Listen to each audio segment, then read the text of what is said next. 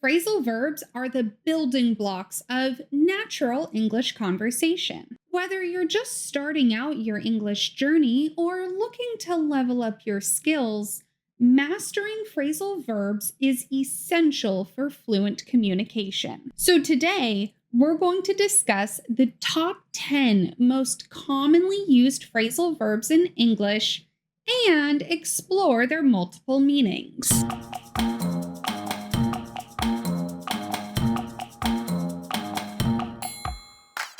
But before we jump in to today's phrasal verb lesson, don't forget to like and subscribe for more language tips to help you along your English learning journey.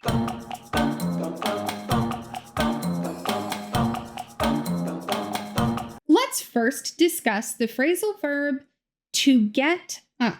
This phrasal verb has two main meanings. The first one meaning to wake up or rise out of bed. For example, I get up at 7 a.m. in the morning. Or it was really hard to get up after my nap. The other usage of get up is when we're talking about standing from some kind of lower position, such as if you're sitting, kneeling, squatting, laying down, whatever. When you go from that lower position to a standing position, you are getting up. For example, I've been sitting all day. I really need to get up and walk around.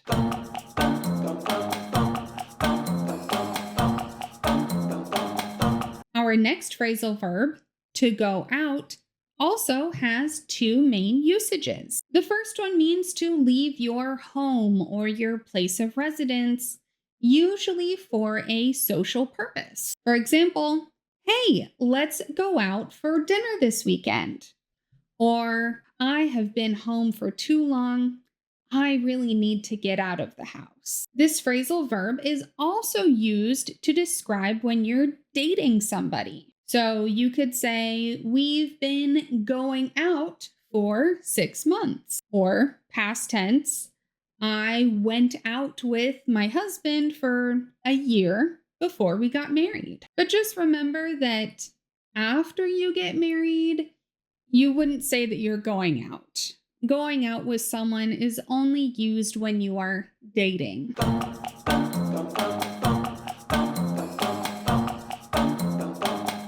Our next phrasal verb is to come in.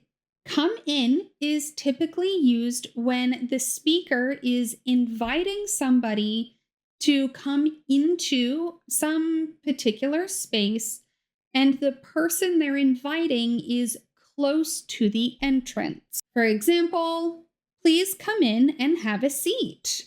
Or, come in, it's cold outside. This should not be confused with come over. Come over is when the speaker is inviting someone to their house, but the person they're inviting is far away. So for instance, you could call your friend and say, hey, do you want to come over for dinner tonight? Or maybe in your group chat with your friends, you could say, I invited the person I'm going out with to come over and join us for our game night. So in this situation, we're assuming that the person you're dating or going out with is not with you at that moment, and they're definitely not like at the entrance of your home right now. Remember, come in is when you're inviting someone inside and they're at the entrance, whereas come over means that you're calling or texting someone to come over and travel some kind of distance to wherever you are.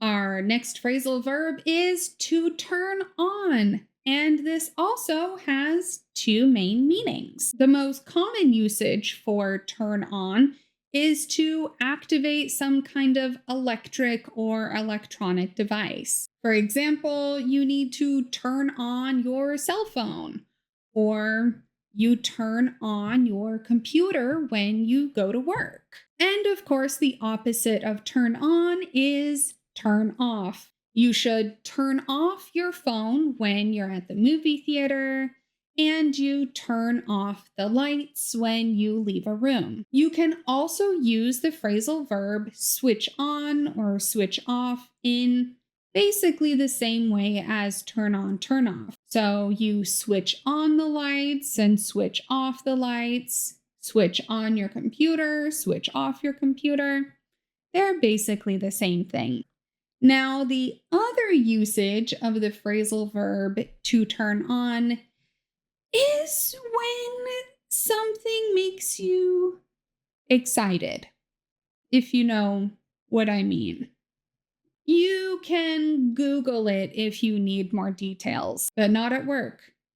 Do not Google the explicit meaning of turn on while you're at work. Trust me.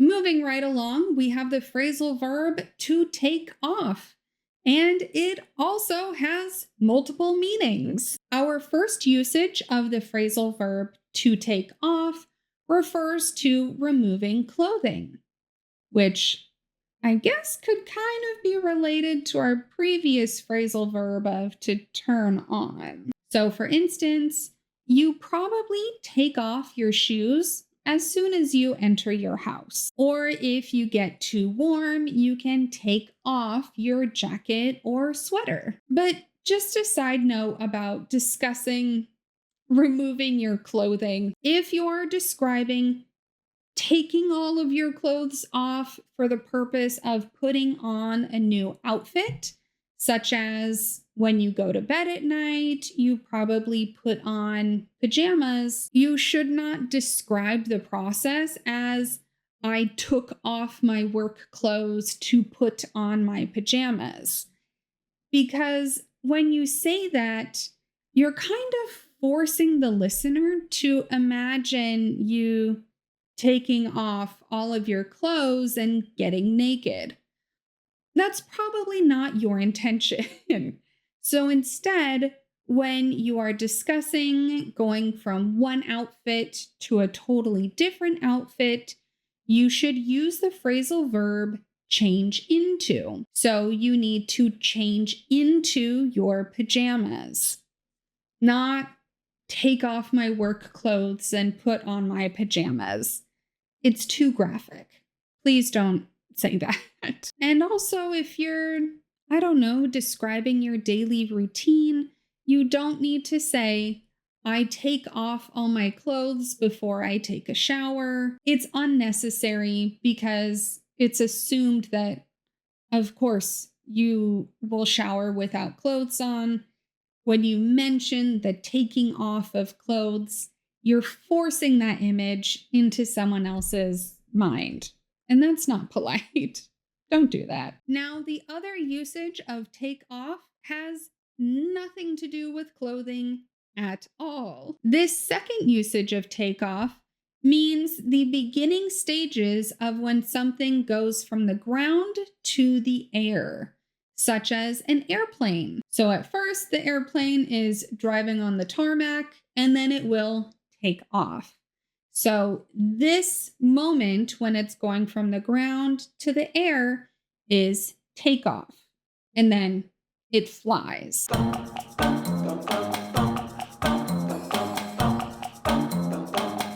Our next phrasal verb, to put on, also has multiple meanings. So the first usage for to put on, you probably heard me mention when I was discussing our previous phrasal verb to take off. So when we're discussing clothing, put on is just the exact opposite of to take off.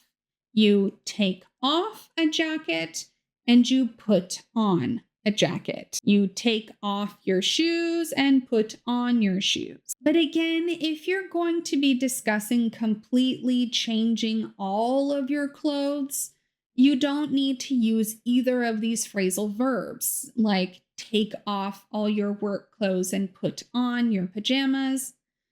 Just say change into your pajamas. Don't do the whole put on and take off sort of thing. The next usage of put on is very simply when you take something and you set it on a surface.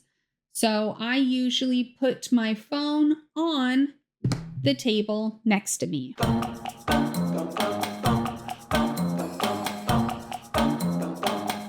Our next phrasal verb is to give back. And guess what?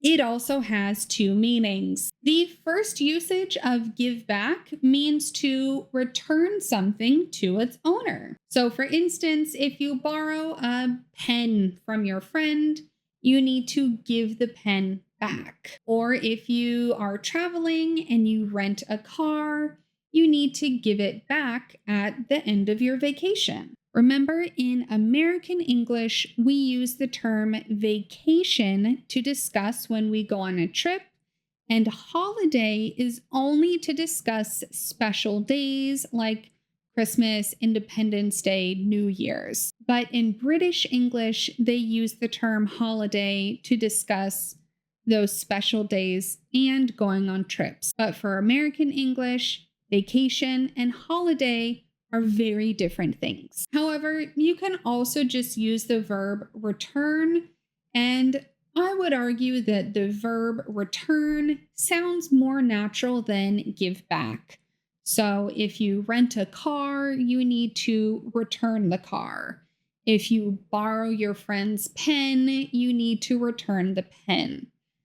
Give back is fine, but probably return would be better. The other usage of to give back is to provide help or financial assistance to others in appreciation for your own success or good fortune. For instance, a lot of celebrities or famous people will give back to their hometowns and communities where they grew up by donating a lot of money after they have become rich and famous.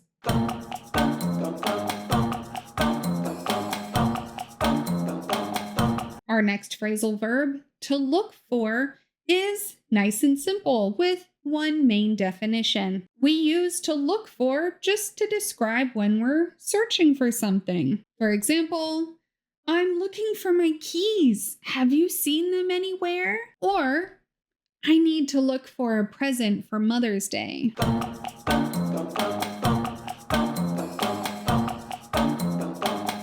Now, buckle up because our next phrasal verb has 5 main usages. This multi-purpose phrasal verb is to get off. Our first usage of to get off is when you're leaving some kind of mode of transportation.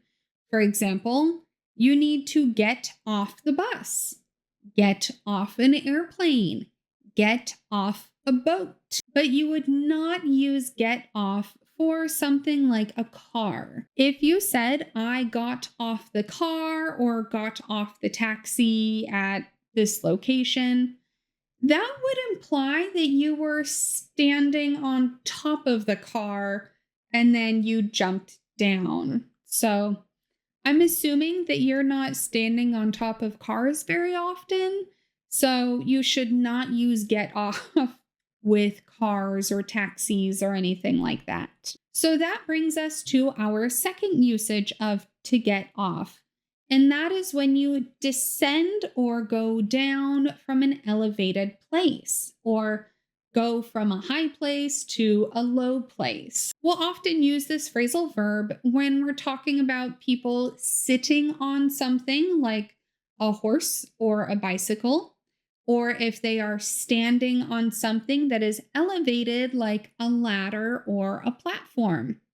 Or, I guess, standing on top of a car. Some examples of this are you need to be careful when you get off a horse, or get off your bicycle and come in the house, or He was very careful when he got off the ladder. Our third way to use to get off is when we finish or leave work. So you could say, I get off work at 5 p.m. Or, hey, what time do you get off tonight? This can be used whether you work in an office or if you work from home or wherever you work. It's just used as a general term for finishing your work for the day. Our next usage of to get off is completely unrelated to the other ones. We can use get off to describe when someone avoids punishment or consequence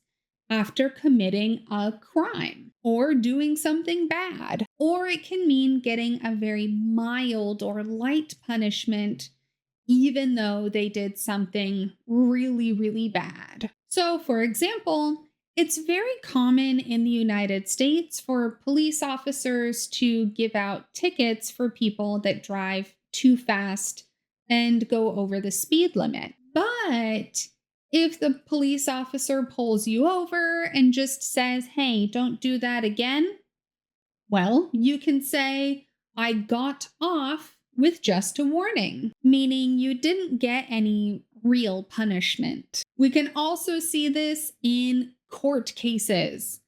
Sometimes, if someone is very rich, they can get off with a very mild punishment if they just pay a lot of money, even though other people who committed the same crime might have to go to jail. So we could say that that person who paid got off with a very mild or light punishment. And our final usage of to get off is similar to our previous phrasal verb of to turn on. So if you really need to know more about it, you can Google it. Just remember, don't look it up while you're at work or school, because it's not necessarily appropriate.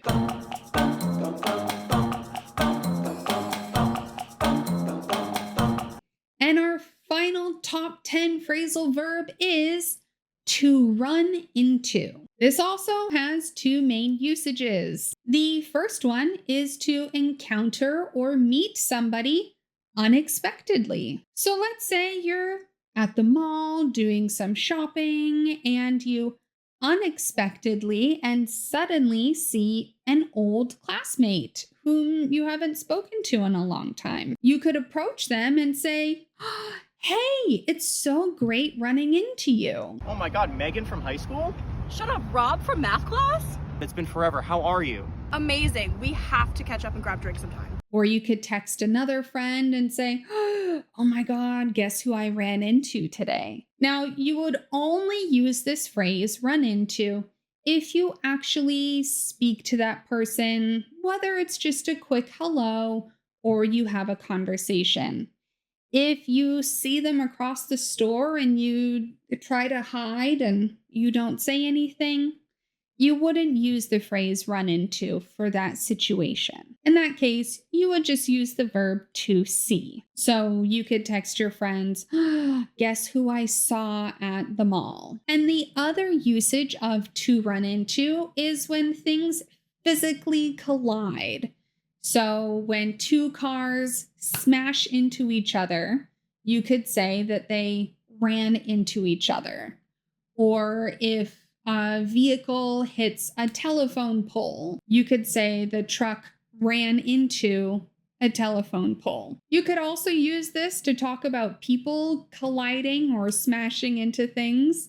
So if you often look down at your phone and you're texting while you're walking, you're very likely to run into another person and bump into them accidentally, or you might run into a telephone pole, and that's pretty embarrassing. So that's it for our top 10 most commonly used English phrasal verbs.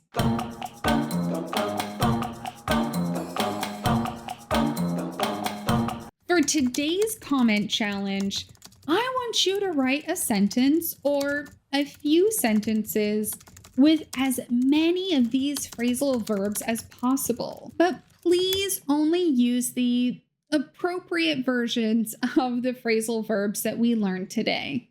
Let's try to keep it kid-friendly in the comments. And remember, for our comment challenges, I will always go through and provide personalized feedback and corrections for everyone who participates. If you'd like some help with structuring your English vocabulary study routine, definitely check out my recent vocab bootcamp video.